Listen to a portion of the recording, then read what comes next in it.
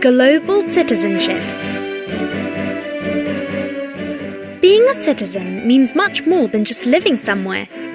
It's all about being involved with your community and the people around you. But as the world becomes more and more interconnected, we can see how actions in one place affect people on the other side of the planet. For this reason, we must do our best not only for the people in our country, but for everyone around the world. So, what can we do to become global citizens? We can take actions to protect the environment. For example, we can recycle our waste or plant some trees in the local park.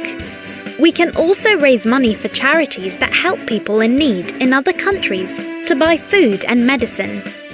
Instead of throwing away things we don't want, we can donate clothing, toys, and appliances to charities. Finally, we can volunteer with a local group to make a positive change in our community.